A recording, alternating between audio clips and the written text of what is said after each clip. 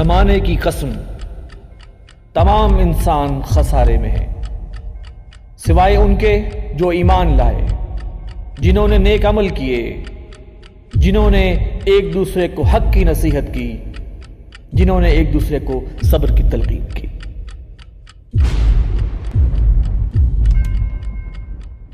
بسم اللہ الرحمن الرحیم۔ محترم ناظرین، السلام علیکم ورحمۃ اللہ وبرکاتہ۔ پروگرام زمانہ گواہ ہے میں خوش آمدید۔ اس پروگرام میں شریک گفتگو ہیں جناب رضا الحق صاحب، ریسرچ اسکالر ہیں تنظیم اسلامی کے، مرکزی انجمن خدام القرآن لاہور کے، جناب ایوب بیگ مرزا صاحب، ناظم نشر و اشاعت تنظیم اسلامی، اور جناب بریگیڈیئر ڈاکٹر غلام مرتضیٰ صاحب، دفاعی تجزیہ نگار اور رہنما تنظیم اسلامی۔ ناظرین، اس پروگرام میں ہم 3 موضوعات پر گفتگو کریں گے۔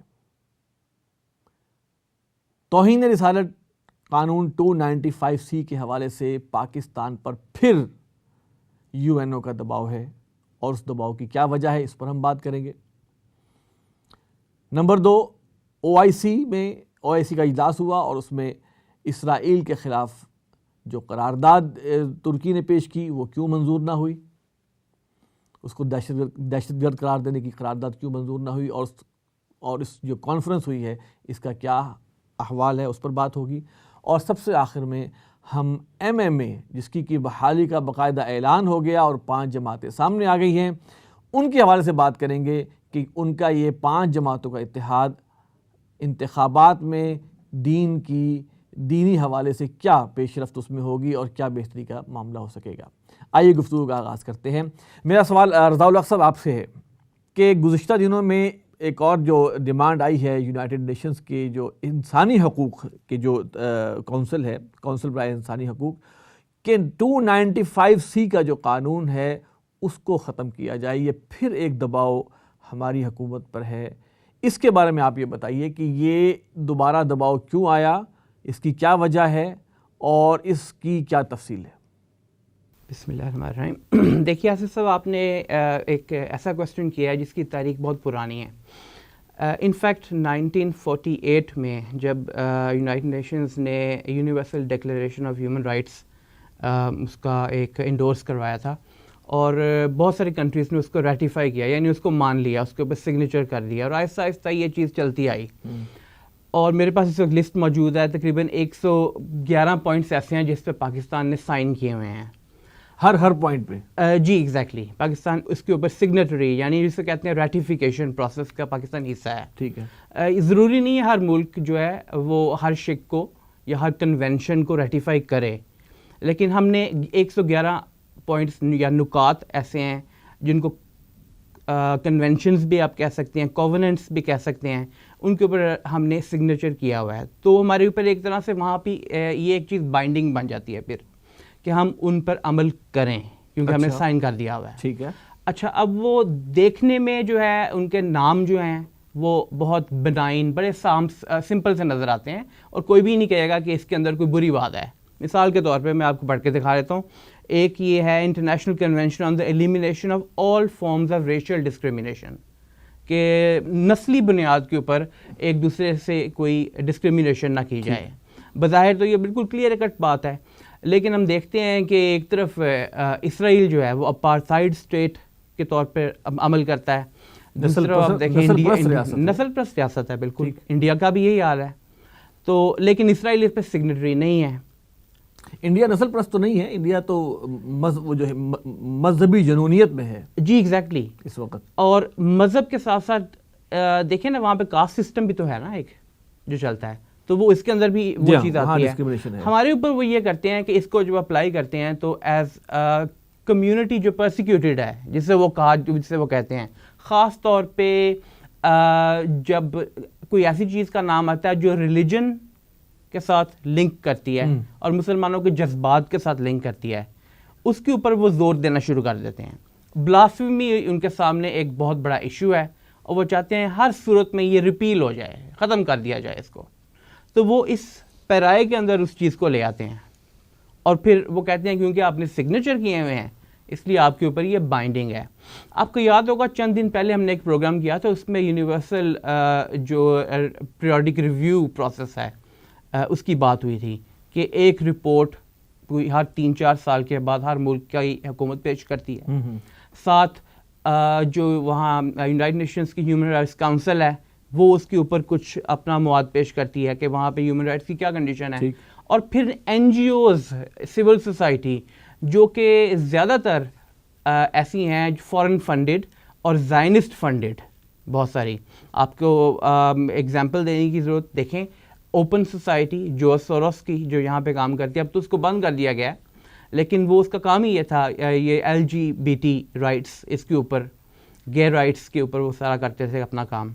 تو خیر مقصد کہنے کا یہ ہے کہ وہ اس کو پھر اس پہ رائے میں لے آتے ہیں اور وہ کہتے ہیں کہ یہ آفیشیلی آپ کو یہ ڈیمانڈ پوری کرنی پڑے گی کیونکہ ہم نے اس پہ سائن کیا ہے. دیکھیں میرا سوال یہ ہے کہ بلاسفیمی، جی بلاسفیمی جو ہے وہ کسی بھی نوع کی ہو، کسی ایک جس کے خلاف وہ استعمال ہو رہی ہے اس کو پرووک کرے گی. جی تو یہ قانون تو یہ ہونا چاہیے کہ بلاسفیمی نہ ہو تاکہ اگلا بندہ اوفینڈڈ نہ ہو اور وہ اگریسو نہ ہو اور وہ پرووک نہ ہو اور اس کے اگینسٹ اس کے جواب میں پھر وہ ریئیکٹیو کوئی میئر نہ لے. اصل تو قانون یہ ہونا چاہیے. جی آپ کی بات بالکل درست ہے، لیکن ہم ایک آئیڈیل ورلڈ میں نہیں رہتے. یہ تو ایک آئیڈیل ورلڈ کی بات ہے نا. ہوتا یہ ہے کہ جو ان پاور ہیں اس وقت ان دا ورلڈ، اور ہمیں پتہ ہے ویسٹ ان پاور ہے، انہوں نے اپنے کچھ اصول طے کر لیے ہوئے ہیں. ان میں ایک اصول یہ بھی ہے کہ ریشل سلر جسے وہ کہیں گے وہ ریشل سلر ہوگا، ادروائز فریڈم آف ایکسپریشن ہے. ان کے نزدیک وہ بھی ایک رائٹ ہے اور ہم نے سائن کر دیا اس پہ بھی.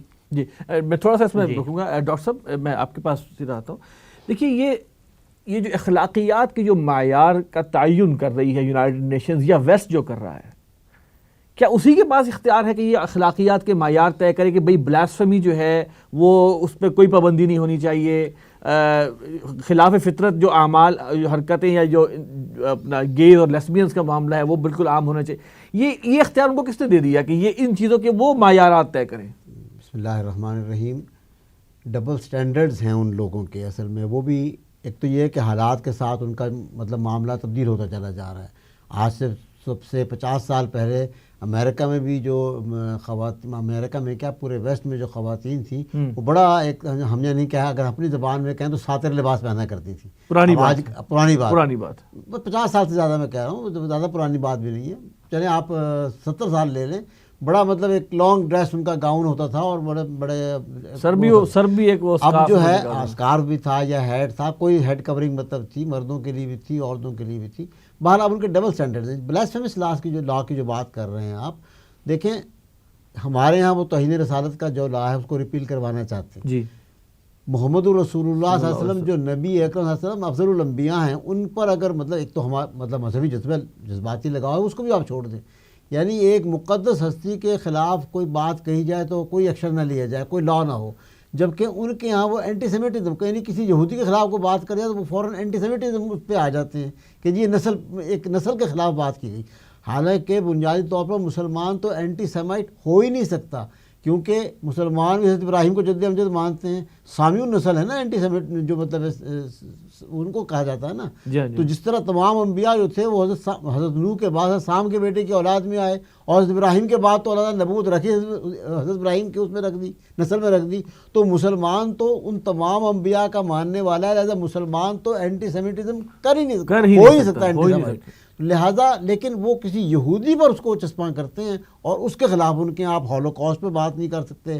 آپ کسی مطلب جوڈائزم کے خلاف بات کرنا جو ہے، اسرائیل جو ہے پیورلی ایک مطلب مذہبی نسلی ریاست ہے، ان کا تو مذہب بھی نسلی ہے بیسیکلی. تو بنی اسرائیل جو ہے حضرت یعقوب کی اولاد میں وہی ہیں، کوئی مطلب کنورژن بھی نہیں ہوتی ان کے یہاں.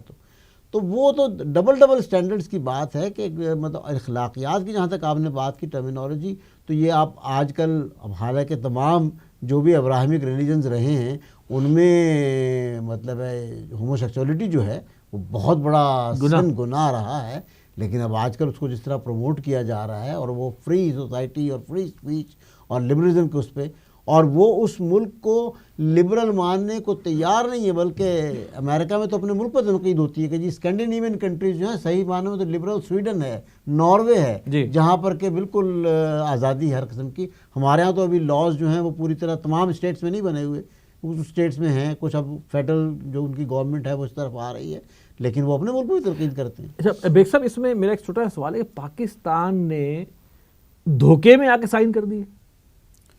بسم اللہ الرحمن الرحیم. صاحب نے ایسا نہیں ہے اصل میں، یہ یا جان بوجھ کے کیا؟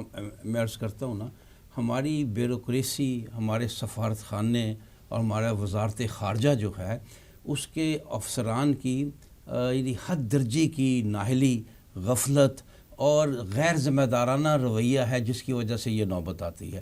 سوال یہ ہے کہ جب پاکستان ایک نظریاتی ریاست ہے، جب آئین میں لکھا ہوا ہے کہ پاکستان کا ریاستی مذہب اسلام ہوگا معاف کیجیے گا، تو ان افسران کا فرض ہے کہ وہ جو بھی باہر سے UN کی طرف سے جو بھی آتی ہے، ڈاکومنٹس آتے ہیں دستخط کرنے کے لیے، وہ اپنے آئین کے حوالے سے ان کے پرکھیں کیا کوئی بات ہمارے آئین کے خلاف تو نہیں جاتی. جب یہاں لکھا ہوا ہے کہ کوئی قانون قرآن و سنت کے خلاف نہیں بن سکتا، یہ مذہبی ریاست ہے، پاکستان کی ریاست کا مذہب اسلام ہے، تو پھر انہیں ہر بات اس حوالے سے دیکھنی چاہیے تھی. لیکن یہ کہ وہ حالانکہ باقاعدہ ڈیسک ہے، باقاعدہ الگ ان کی یہ ذمہ داری ہے. یہ جیسے ہمارے ہاں ہے نا کہ فلاں بندے کو نوازنا ہو تو سفیر لگا دو، فلاں بندے کو نوازنا ہو تو UN میں لگا دو. جی یہ وہی نواز ٹائپ چیزیں ہیں جو وہاں جا کے بیٹھے. کیا ایسی بات ہے یا واقعی وہاں اہل لوگ بیٹھتے ہیں، وہاں اہل لوگوں کو بھیجا جاتا ہے؟ دیکھیں زیادہ تر تو ہمارے یہاں نوازشیں ہی ہوتی ہیں، لیکن یہ ہے بہرحال اہل لوگ بھی چلے جاتے ہیں. لیکن یہ ہے کہ ہمارا یہ وصیت مجموعی جو رویہ ہماری حکومتوں کا اور وصیت مجموعی جو طرز عمل ہے وہ یہ ہے کہ میں اگر حکمران ہوں تو میرے ساتھ لائل، میری ذات کے ساتھ لائل کون ہے؟ ریاست کے ساتھ لائل دیکھنے کی ضرورت نہیں ہے. میری حکومت کے ساتھ کون لائل ہے، میری ذات کے ساتھ کون لائل ہے. جب ان چیزوں کو معیار بنایا جاتا ہے تو پھر وہ میرٹ جو ہے ختم ہو جاتا ہے. یعنی کہ اس معیار کے اندر نظریہ پاکستان ظاہر ہے اور اسلام جو ہے وہ ایک بہت بنیادی حیثیت رکھنا چاہیے. آپ اس کو اس طرح بھی لے سکتے ہیں کہ ہو سکتا ہے کہ کسی کو نوازا نہ گیا ہو، اپوائنٹمنٹ بالکل میرٹ پر بھی ہوئی ہو، وہ ایک بہت اچھا بیوروکریٹ ہو، فارن سروسز کا ایک کیریئر آفسر ہو.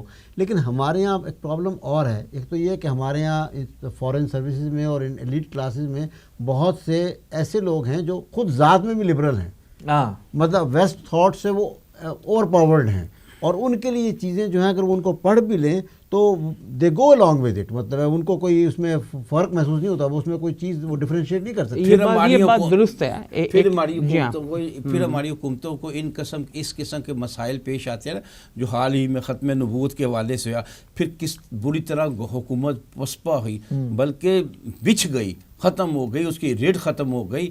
لوگوں نے حکومت کی ریٹ کا مذاق اڑایا اور ایک فوجی کو بیچ میں آنا پڑا. پھر اس کے نتائج یہ نکلتے ہیں جب آپ غیر متعلقہ یا غیر نکمے اور نااہل لوگوں کو یا ایسے لوگوں کو جن کا ریاست کے نظریے کے ساتھ کوئی تعلق، کوئی واسطہ، کوئی ذہنی ہم آہنگی نہیں ہوتی تو اور وہ اس طرح کی حرکتیں کرتے ہیں جیسے کہ بریگیڈیئر صاحب نے کہا کہ وہ لبرل قسم لوگ، تو پھر بھگتنا کس سے پڑتا ہے؟ دیکھیے میں آپ کو ایک مثال دیتا ہوں، سوری آپ کی بات کاٹتا ہوں. ہماری جو اقوام متحدہ مستقل مندوب ہیں ملیحہ لودھی، وہ ایک سٹارٹ ان کا ایز اے کریئر وہ جرنلسٹ کے طور پہ انہوں نے کیا ہے. کوئی سول سروس کا ان کے پاس نہیں ہے، اس کے اندر بیسیکلی جیسے کہ نا CSS کا امتحان انہوں نے پاس کیا اور پھر اس پروسیس سے آئی ہوں، کچھ نہیں. نوازش ہوئی بے نظیر کے دور میں وہ اپوائنٹ ہوئی اور اس کے بعد اب تک چلی آ رہی ہیں، اور وہ تھرو آؤٹ دی ایئر وہاں پہ مستقل مندوب پاکستان کی پوری ٹیم رہتی ہے. حالت یہ ہے کہ جب یہ الیکشن ایکٹ 2017 آیا تھا جس کے اندر یہ ترمیم کی گئی تھی پاکستان کے اندر پارلیمنٹ کے اندر، تو پارلیمنٹیرینز میں سے کچھ یہ جواز پیش کر رہے تھے، اتنا بڑا پلندہ ہمارے سامنے لا کے رکھ دیا، ہم کیسے پڑھتے اس کو؟ ٹھیک ہے، اگر آپ پڑھ نہیں سکتے تو پارلیمنٹ میں کیا کر رہے ہیں؟ اگر آپ کے پاس اتنا وقت نہیں ہے تو پھر پارلیمنٹ میں آپ کیا لینے آئے ہیں؟ اب ڈاکٹر ملیحہ لودھی سے آپ ایکسپیکٹ کر سکتے ہیں کہ نظریہ پاکستان کا بھی تحفظ کرے گی؟ ڈاکٹر میں ایک اور طرف سے آپ کو اس کا جواب دے دیتا ہوں. دیکھیں یہ جو 1948 سے انہوں نے کہا ہے کہ یہ کنونشنز بنے ہوئے ہیں، 4-5 باڈیز ہیں UNO کی، اور ان کے جو اصل میں پہلے ہوتے ہیں مطلب ڈرافٹنگ ہوتی ہے، وہ سب حکومتوں کو جاتی ہے، سب نمائندوں کو جاتی ہے، وہ پڑھتے ہیں. کوئی یہ نہیں ہوتا کہ ایک دن کا پروسیس ہے کہ آپ نے آج پڑھ لیا شام کو آپ سائن کر دیں، یہ چیز نہیں ہے. وہ پڑھتے ہیں، اس کو دیکھتے ہیں. اصولاً ہوتا یہ ہے حکومتوں میں کہ وہ اپنی حکومتوں کو وہ ریفر کرتے ہیں، مطلب خود بھی پڑھتے ہیں، خود بھی مطلب ان کا ایک وہ ویژن ہے، اور اس کو پھر وہ ہائی لائٹ کر کے اپنی ریکمنڈیشن کے ساتھ کہ اس میں ہمارے ملک کے لیے یہ فائدہ مند ہے، یہ غلط ہے، یہ ہمارے ملک کے لیے ہونا چاہیے، اپنے ملک کو بھیجتے ہیں۔ یہاں پر جو بھی سٹنگ گورنمنٹ ہو ان کو اسٹڈی کریں، فارن افیئرز میں اور دوسرے ان کو اسٹڈی کرنا چاہیے، کیبنٹ میٹنگ ہو، پارلیمنٹ میں ڈسکشنز ہوں، پھر وہ ہو کہ کیا ہم سائن کر دیں انٹرنیشنل فورم پہ اس چیز کو، اور پھر وہ سائن ہونے چاہیے۔ یہ کوئی ایک دن کا پروسیس نہیں ہوتا کہ جی آج پریزنٹ ہوا ہے اور آج آپ گھر میں جا کے ہوٹل میں بیٹھ کے پڑھیں، صبح کو آ کے سائن کر دیں، یہ نہیں ہوتا، سال لگ جاتے ہیں اس میں، اور سارے کنٹریز سگنیٹریز بھی نہیں ہوتے۔ آپ کے خیال میں پاکستان میں آتا ہے یہ جو، اگر یہ سپوز ہونا اس طرح چاہیے، ہونا اس طرح چاہیے۔ پاکستان میں آتا ہے کہ نہیں مجھے نہیں لگتا، تو یہی ہے کہ جو وہاں ہمارا نمائندہ نہیں، دیکھیں اگر سپوز اگر آتا بھی ہے نا بیگ صاحب، تو یہاں پر جو بیوروکریسی میں بیٹھے ہوئے ہیں اس میں کتنے قادیانی ہیں، کتنے منکر حدیث بیٹھے ہوئے ہیں، وہ لوگ وہ یعنی کہ آپ خود سوچیں بیوروکریسی کے اندر جو حالات ہیں ہمارے دین کے ساتھ اور نظریہ پاکستان کے ساتھ تعلق کتنا کو ہے، آپ ان کو بلیم نہیں کر سکتے۔ دیکھیں جو سٹنگ گورنمنٹ ہے، جو کیبنٹ ہے، آپ کی پارلیمنٹ ہے، اب یہ توہین رسالت کا قانون آپ نے بنایا ہے تو آپ کی پارلیمنٹ نے پاس کیا نا۔ اگر یو این او کے فورم پہ کسی کنونشن میں کوئی لا، کوئی کلاز ایسی ہے کہ جو آپ کے قانون کے ساتھ میچ نہیں کرتی، میں تو موٹی بات کر رہا ہوں، کوئی بہت فائن پرنٹس کی بات نہیں کر رہا، آپ کی پارلیمنٹ نے 295C پاس کیا ہے، اگر انٹرنیشنل فورم پہ کوئی کلاز ایسی ہے کہ جو اسے ٹکراتی ہے تو وہیں پر ان کو پروٹیسٹ ریز کرنا چاہیے کہ نہیں، ہمارے ملک کے قانون کے لحاظ سے یہ آپ کی، یہ امریکہ کی بات ہو رہی ہے، دیٹس رائٹ نا، مطلب ہونا یہ چاہیے۔ کیوں سائن کر کے آتے ہیں کہ آج وہ سچویشن پہنچے جہاں سے آپ کا سوال شروع ہوا تھا کہ اس کنونشن کے تحت اب وہ کہہ رہے ہیں کہ چونکہ آپ سگنیٹری ہیں لہٰذا آپ اپنے آئین میں 295C ختم کریں۔ اس نوبت اس جگہ تک بات نہ پہنچتی نا۔ اگر اس پروسیس سے یہ ہوا ہوتا کہ آپ کے ملک کا قانون یہ ہے، آپ کو کہا جا رہا ہے سائن کرنے کے لیے ایک ایسے ڈاکومنٹ پہ کہ جس کے اندر یہ کلاز موجود ہے، we should not sign it. آپ کے آئین سے وہ متصادم ہے، آپ کے آئین سے متصادم، اب کیوں دخل؟ اچھا اب جو کر کے آ گئے بیگ صاحب، اس میں اس کو کنکلوڈ میں اس لیے کروں گا کہ اگلی پھر ہماری بات آئے گی۔ اب وہ سائن ہو گئے، چلے نااہل مجرم لوگ ہیں جنہوں نے سائن کر دیے، اب کیا کریں؟ دیکھیں پہلے تو میں ذرا تھوڑی توجہ آپ کی اس طرف بھی دلاؤں گا کہ یہ امریکہ ہو یا ویسٹ ہو یا امریکہ ہو، انہوں تو آج جسے کہتے ہیں نا پنجابی میں جمعہ 8 دن ہوئے نے، یعنی سن 48 کی بات بھی کل کی بات ہی ہے نا کہ انسانی حقوق کا خیال ہے۔ اسلام میں یہ نبی اکرم صلی اللہ علیہ وسلم جو انسانی حقوق کے سب سے عظیم ترین علم بردار ہے، انہوں نے آج سے 1400-1500 سال پہلے جو انسانی حقوق کی وضاحت کی تھی، وہ آج بھی اس سطح تک نہیں پہنچ سکتے۔ جس طرح ایک مساوات کا معاملہ کیا، دیکھیے میں آپ کو چھوٹی سی بات بتاتا ہوں کہ انسانوں کے درمیان فرق ختم کیا، رنگ و نسل کا فرق ختم کیا، خطبہ حجۃ الوداع ہے جی، ہاں جی۔ پھر یہ دیکھیں بڑی ایک اچھی مثال ہے کہ حضرت عمر رضی اللہ تعالیٰ عنہ سید نام بلال کہتے تھے، اور بلال کیا تھے؟ حبشی غلام۔ ہم اس پہ آتے ہیں کہ یہ جو ہم نے انہوں نے وہاں بیٹھے ہوئے یا یہاں کی بیوروکریسی نے ایک گند کیا ہے اور یہ سائن ہو گئے ہیں، اور اب اس کے اوپر 295C کو ختم کرنے کے لیے دباؤ آ رہا ہے، کیا کریں؟ دیکھیے اس میں ایک بہت سمپل سی بات ہے، Pakistan still has the right to refuse, sign کرنے کے بعد بھی؟ جی بالکل، اکارڈنگ ٹو انٹرنیشنل لاز کی پریسیڈنٹ موجود ہے۔ اسرائیل کے اوپر اپارتھائڈ کی ایک قرارداد پیش ہوئی تھی، انہوں نے اس سے انکار کر دیا تھا، انہوں نے کہا تھا ہم نہیں اس کو ایکسیپٹ کرتے۔ پاکستان اس کو ریجیکٹ کر سکتا ہے، جو مرضی پریشر آئے، we can still reject it. Future کے اندر ہم دیکھ سکتے ہیں کہ ہمارا کس طرح پروسیس بہتر ہو، لیکن ہمارے لا آف دا لینڈ جو ہے وہ اس کے مطابق، اس کے لیے ڈاکٹر صاحب وہاں بیٹھی ہوئی ٹیم چینج کرنی پڑے گی آپ کو، جس میں اتنی اہلیت اور اتنی ہمت ہو۔ ویسے تو بالکل اگر صاف بات کی جائے تو اخلاقی تقاضا تو بنتا ہے کہ ایک چیز پر ہم نے دستخط کی ہے، ہم اس کی عمل درآمد کی طرف کچھ آئیں، لیکن بہرحال ہمیں یہ دنیا کو بتانا چاہیے کہ یہ ہمارے دین کا معاملہ ہے، اور پیغمبر کو ایک استثنائی حیثیت حاصل ہوتی ہے، لہٰذا تمام عام قوانین جو دنیا کے ہیں وہ کسی پیغمبر کے حوالے سے اگر توہین رسالت کا معاملہ ہے تو کم از کم ہم یہ جواب دے سکتے ہیں کہ یہ ایک ایکسیپشن ہے، اس میں آپ اس میں دخل اندازی نہیں کر سکتے، اور یہ عام انسانوں کے بارے میں تو ہو سکتا ہے، لیکن یہ کسی پیغمبر کے بارے میں ہم اس کو لاگو نہیں کر سکتے، اور اس میں ہمارا آئین بھی راستے میں حائل ہوتا ہے، ہماری عدالتیں جو ہیں وہ ہماری عوام، پھر یہ کہ عوام کسی صورت قبول نہیں کریں گے. اس میں یہ آرگومنٹ بھی آتا ہے کہ ہم تو تمام انبیاء کو ماننے والے ہیں, ہم کسی بھی نبی کے بارے میں کوئی ایک مطلب ایسا کلمہ نہیں کہہ سکتے جس سے کہ معاذ اللہ ان کی کوئی اس میں فرق پڑتا ہو ان کی شان میں. تو ہم تو سب کے ماننے والے ہیں. میں آپ کو بتاؤں کہ جو قادیانیوں کا ہے نا جھوٹا, اس کو تو اچھا خاصا لتاڑتے اور لتاڑنا چاہیے بھی, شاید وہ ان کو وہاں آگ لگتی ہوگی. نہیں, but that is not the true profit. ہم تو وہی کہہ رہا ہوں کہ وہ تو بات کر رہے ہیں انبیاء کی, وہی میں کہہ رہا ہوں. وہ اصل میں دیکھیں یہ وہ تو مکر ہے. آپ یہ دیکھیں نا کہ قادیانیوں کی پشت پناہی کون کر رہا ہے؟ اسرائیل, امریکہ, برطانیہ, جرمنی, ویسٹ کر رہا ہے. ان لوگوں کی بھی اپنی لابنگ ہے. اسرائیل کے اندر ان کے نمائندے بیٹھے ہوئے ہیں قادیانیوں کے, وہ اپنے کام میں لگے ہوئے ہیں مسلسل. اسی لیے ان کو آئیڈینٹیفائی کر کے الگ کرنا چاہیے. یہی اچھا یہ ایک سوال, اس میں ایک اہم سوال رضا صاحب سے, صرف پاکستان نے سائن کیا اس کے اوپر؟ نہیں, دیکھیے ایک دو چیزیں سمجھنے والی ہیں. ایک تو کبھی بھی یہ اسپیسیفکلی جب ایک پوائنٹ بنتا ہے نا, کوئی کنونشن بنتا ہے, پریسائز نہیں ہوتا کہ یہ جی بلاسفیمی لا ختم کرنے کا ایک بن رہا ہے اس وقت, اس کی آڑ میں کنونشن. بات یہ ہوتی ہے مثال کے طور پہ کہ آپ ایک کووننٹ سائن کر رہے ہیں economic, social and political rights کا. اب اس کے اندر وہ لے آتے ہیں کسی ایک چیز کو یا دوسری چیز کو. تو یہاں پہ تو فورس سائٹ کی ضرورت ہے ان لوگوں کو جو ہمارے وہاں پہ بیٹھے ہوئے ہیں. وہ دیکھیں کون کون سی چیز جو ہے وہ ہمارے پاکستان کے کانسٹیٹیوشن اور اس سے بھی زیادہ امپورٹنٹ ہمارا نظریہ جو ہے, دین جو ہے ہمارا, اس کے اگینسٹ کیا ہے. سعودی عرب سائن کیے اس کے اوپر بہت ساری چیزوں پہ کیے ہیں, بہت ساری چیزوں پہ نہیں کیے ہوئے. اب میرے خیال میں بہت ساری چیزوں پہ کر دے گا جیسا کہ صورتحال چل رہی ہے. بہرحال سر اس پہ ہم کنکلوژن تو یہی کہہ سکتے ہیں کہ پہلی بات ہے اگر سائن کیے بھی ہیں تو بالکل اس پر عمل درآمدی ہونا چاہیے, اس سے پیچھے ہٹ جائیں. اور کہیں نہ اس معاملے پہ 295C پہ نہ ہم راضی, نہ پارلیمنٹ راضی, نہ عوام راضی, نہ ہمارا آئین, کوئی چیز اس کے مطابق نہیں ہے. بنیادی طور پر آپ یہ دیکھیں اسرائیل ایک چھوٹا سا ملک ہے, نہ اس کا کوئی رقبہ ہے, نہ ان کی کوئی مطلب ہے نیومرس اسٹرینتھ ہے, نمبر بھی نہیں ہے.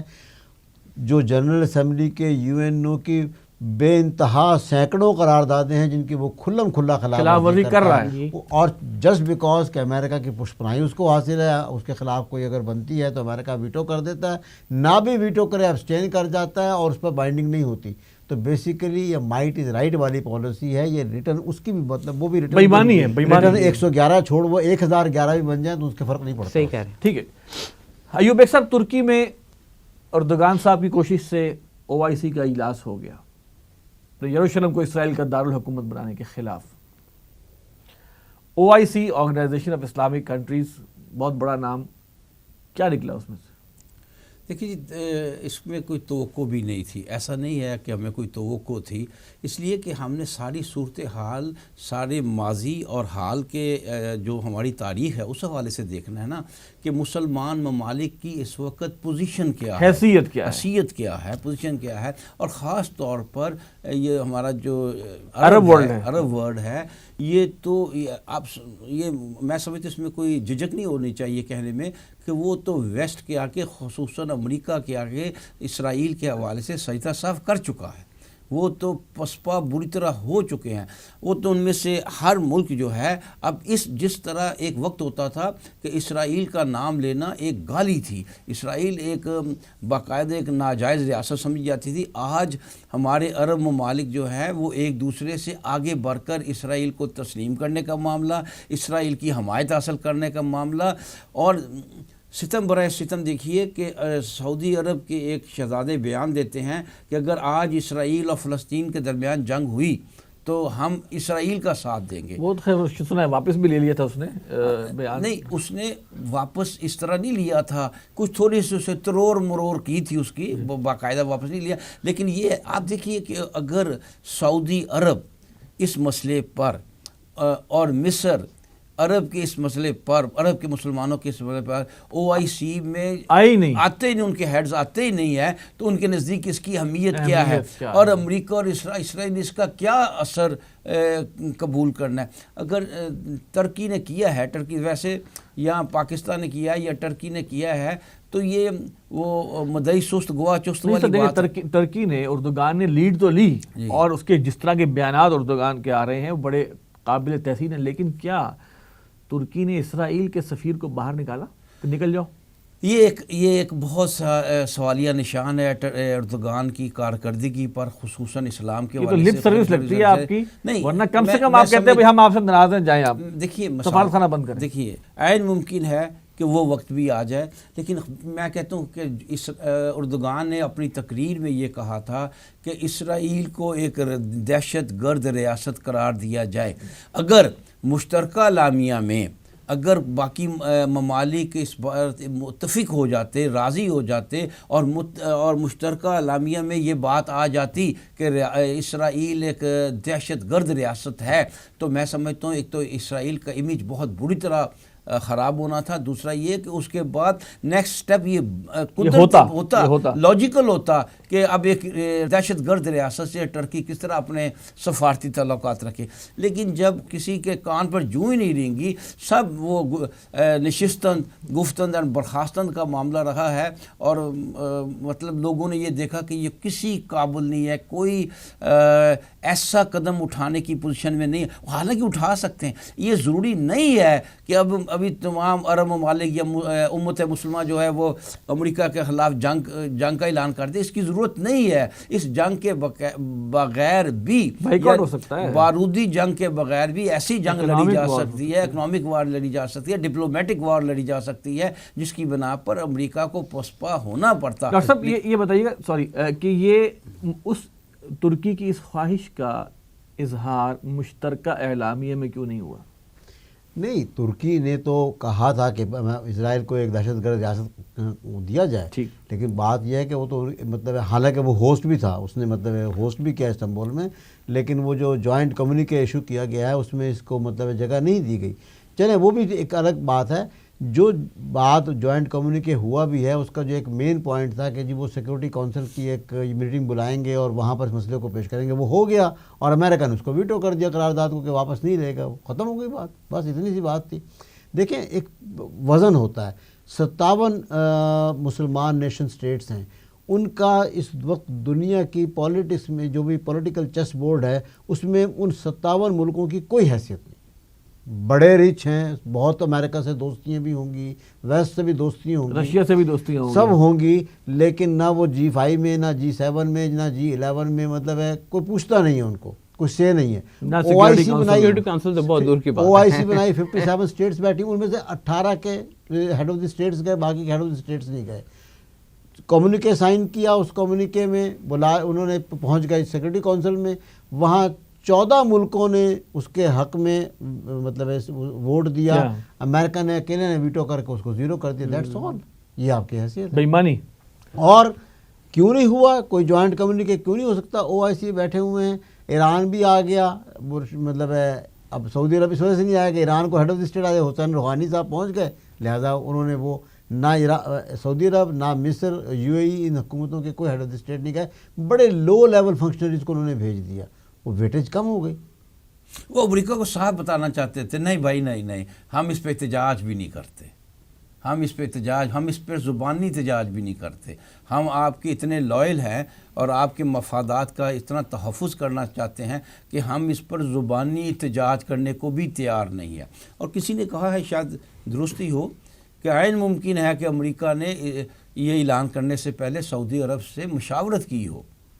اور لیٹسٹ نیوز تو یہ ہے کہ مسجد اقصیٰ جو ہے وہاں پر مطلب اب تالے پڑ گئے، نہ وہاں اذان ہو رہی ہے نہ وہاں نماز ہو رہی ہے. استغفر اللہ، انا للہ و انا الیہ راجعون. اس میں جو لیٹسٹ، جیسے ڈاکٹر صاحب نے بھی ذکر کیا، میرے بھی اس میں تھا سوال کرنا تھا میں نے بھی، کہ یہ UNO کی جو سیکیورٹی کونسل کے اندر جو معاملہ ہوا، دیکھیں 14 ممالک نے فوراً ہاتھ کھڑا کر دیا اس قرارداد کے حق میں کہ جناب یہ امریکہ واپس لے. امریکہ نے ٹھک اس کا ویٹو کر دیا. اس کا مطلب 14 ممالک تو پھر ساتھ ہے نا مسلمانوں کے. اس میں ایک میری ذاتی رائے ہے یا خوش فہمی ہماری کہ جہاں تک ویسٹ یورپ کا تعلق ہے نا، ویسٹ یورپ نے تو یقیناً ایک باقاعدہ ایک انڈرسٹینڈنگ کے ساتھ کہ جب اس کو امریکہ نے ویٹو کرنا ہی ہے تو ہم کیوں برے بنے، ہم آہستہ ہم عرب مسلمانوں کے سامنے کیوں برے بنے. حالانکہ میں نہیں سمجھتا کہ مثال طور برطانیہ ہے، خاص طور پر برطانیہ کی بات کرتا ہوں، وہ اس معاملے میں امریکہ سے پیچھے رہتا. یہ اسرائیل تو برطانیہ کا بچہ ہے. جی ہاں، بیلفور ڈیکلریشن تو برطانوی کے.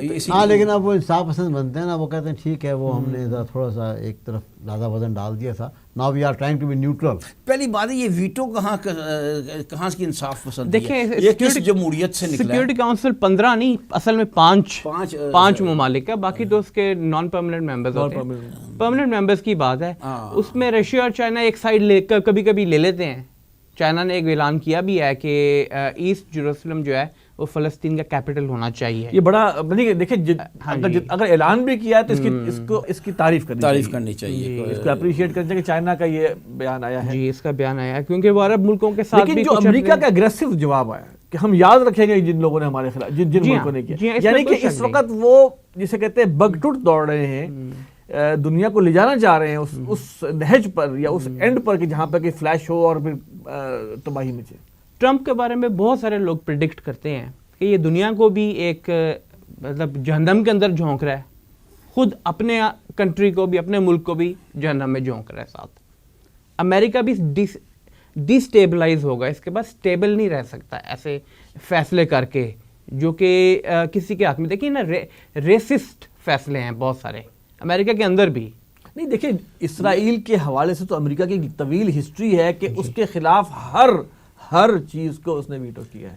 ویسے بھی یہ تو بےایمانی کی اخیر ہے نا. رضا صاحب جو بات کر رہے ہیں، میری رائے میں یہ بھی ایک دکھاوا ہے، خاص طور پر پینٹاگون کا جہاں تک تعلق ہے نا، اس کے بارے میں مجھے یقین ہے کہ پینٹاگون ان تمام حرکات کے حوالے سے ٹرمپ کی پشت پر ہے. جی پینٹاگون وائٹ ہاؤس کو جو کہ کچھ لوگوں کو آپ نکال سکتے ہیں، کچھ نچلے سٹاف کو، لیکن یہ ہے کہ پینٹاگون جو ہے نا مکمل طور پر ٹرمپ کی پشت پر ہے.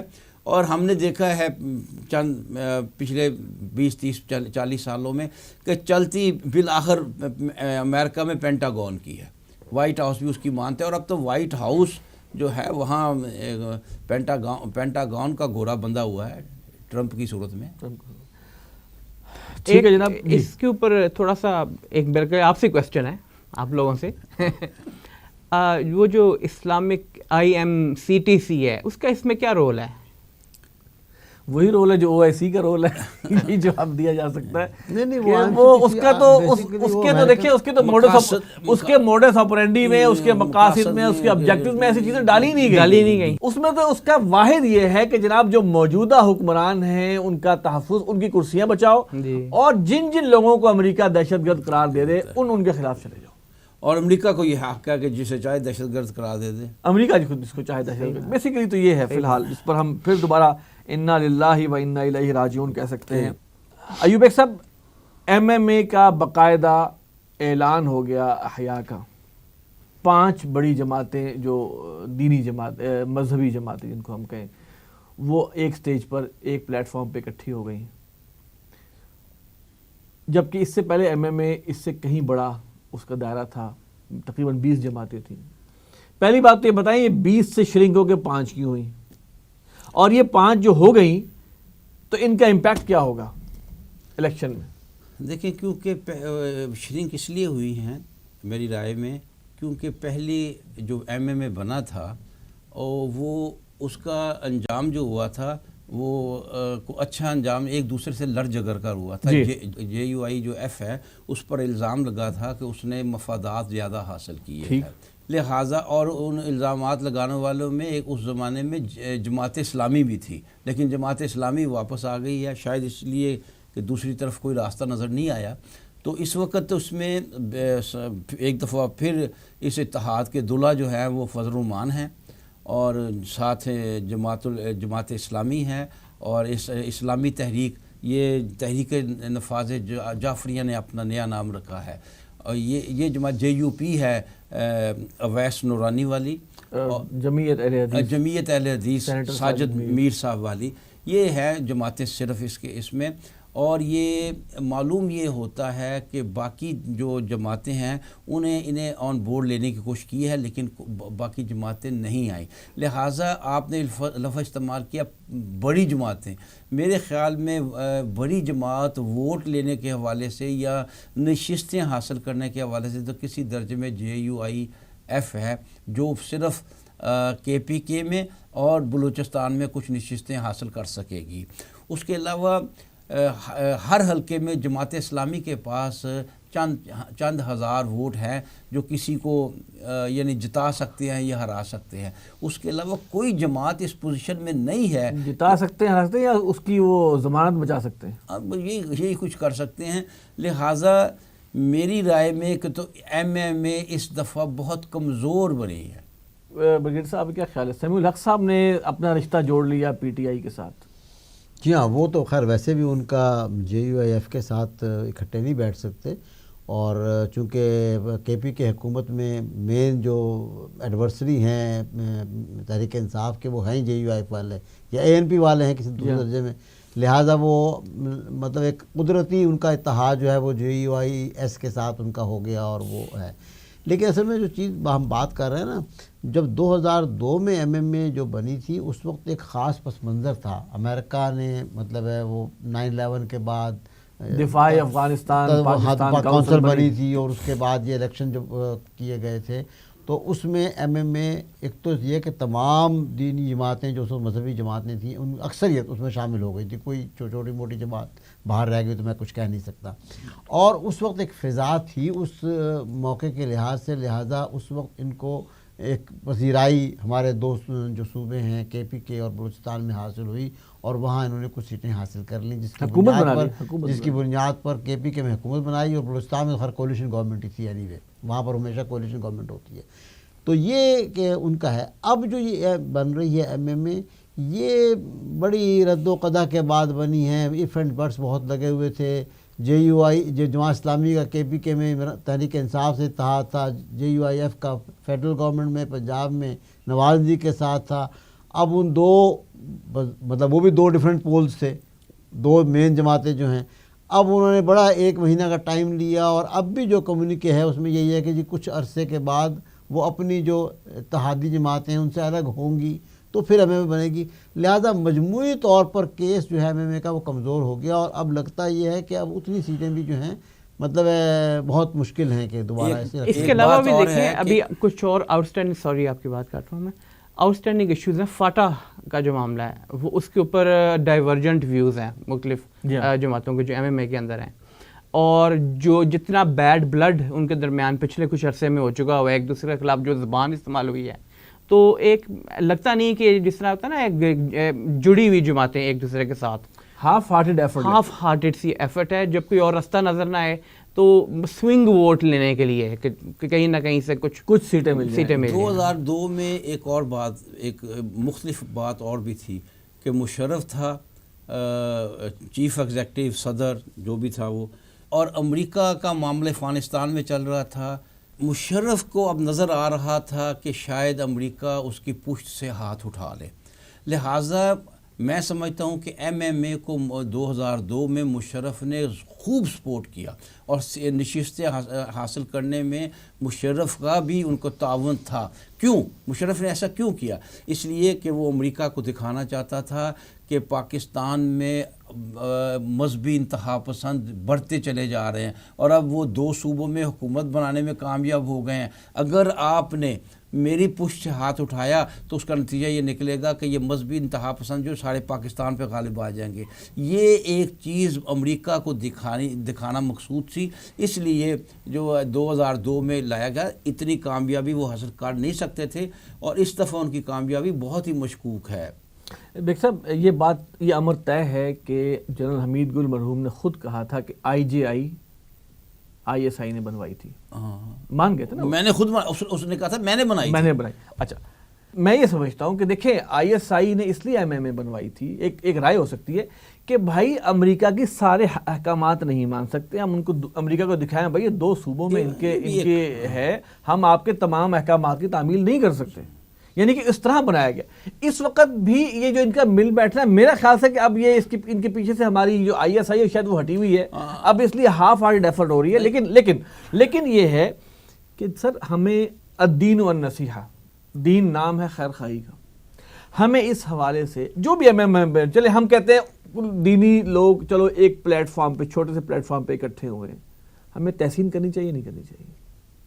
اگر تو تمام جماعتیں دیکھیں، آپ دیکھ بہت سی جماعتیں باہر رہ گئی ہیں، جماعت الدعوہ باہر ہے، لبیک جماعت الدعوہ ان کو جوائن کرے گی بھی نہیں آپ کے خیال میں؟ ان کی اپنی پارٹی ہے ایک الگ بہرحال. ہاں اس کا امکان نہیں ہے. لبیک یا رسول اللہ جس نے ان دنوں میں بہت پاپولیرٹی حاصل کی ہے وہ اس سے باہر ہے. پھر مسلکی اختلافات ہیں، اس ساری بنیادوں پہ میں سمجھتا ہوں کہ یہ اتحاد اس دفعہ پہلے کی نسبت زیادہ بری طرح فلاپ ہوگا.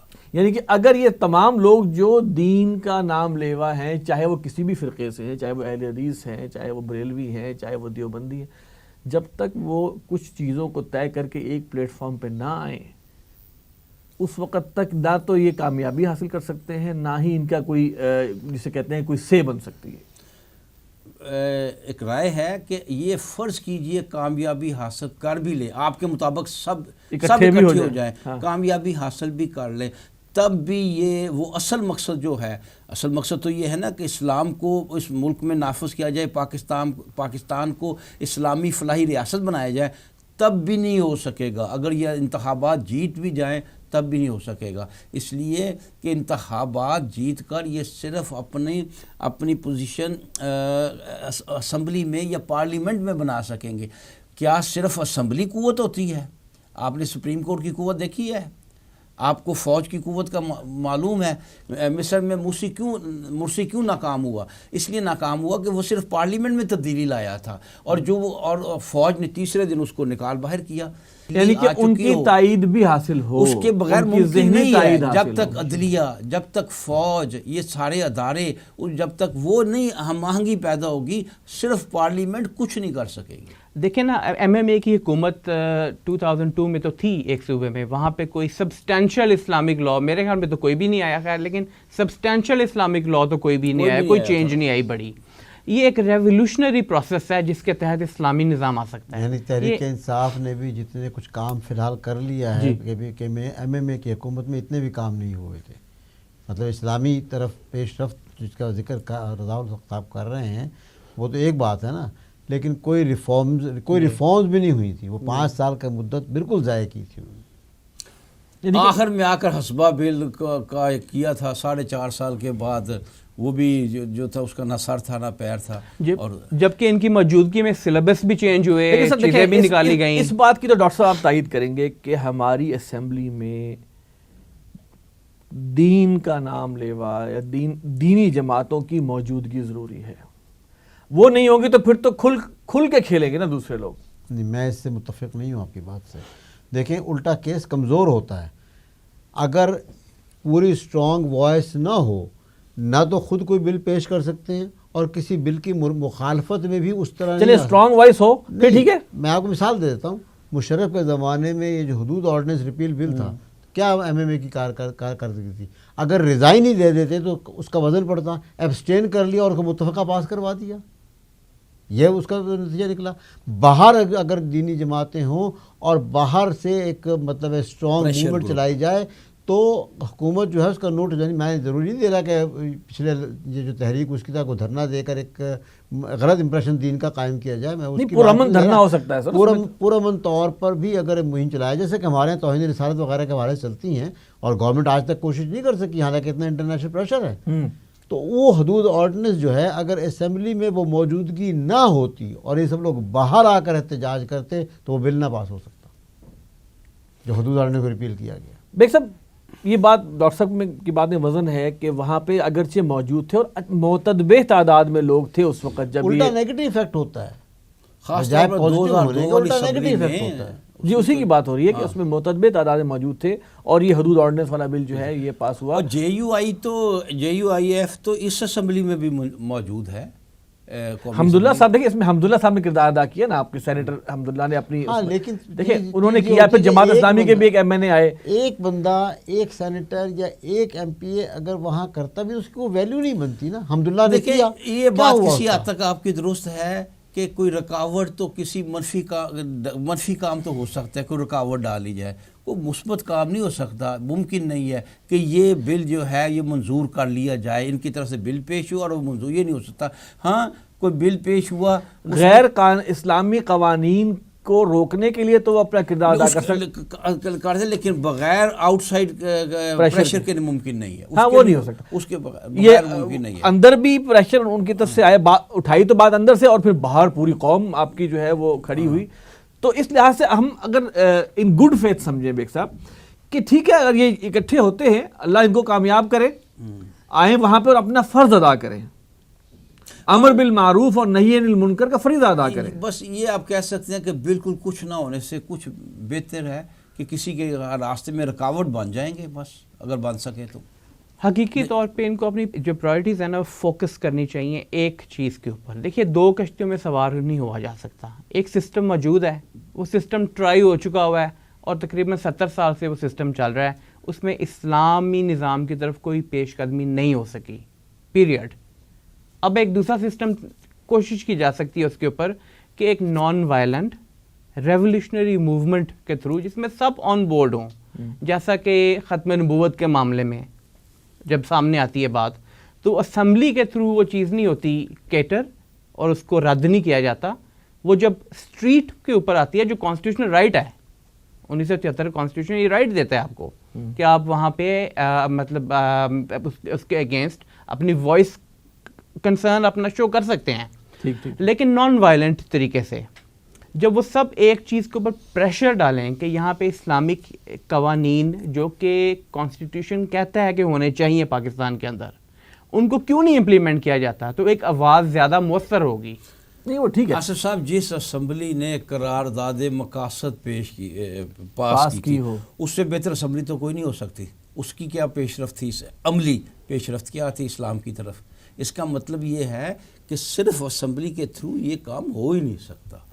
یہ اندر کا پریشر ٹھیک ہے بات آپ کی، آؤٹ سائڈ پریشر، اور اس کے علاوہ یہ بنیادی کام کرنا چاہیے ابلاغ کا کہ آپ لوگوں کے، خاص کر جو ہمارا انٹیلیجنسیا ہے، اس کے ہر لیول پر دیکھیں. ہاں کیا یہ مناسب نہیں ہے، میں آخری اس پروگرام کا آخری سوال آپ تینوں حضرات سے، کہ کوئی بھی ایسی ایفرٹ کسی بھی لیول پہ ہو، انٹیلیجنسیا کے لیول پر، پولیٹیکل لیول پر، ریلیجس گراؤنڈز پہ، اسٹریٹ لیول کے اوپر، ہر اس ایفرٹ کی جو کہ امر بالمعروف نہی عن المنکر اور جو دین کے نفاذ کی طرف پیش قدمی کر رہا اس کی تائید کرنی چاہیے، ہر اس ایفرٹ کی، اور یہ ملٹی پرانگ اسٹریٹجی ہونی چاہیے.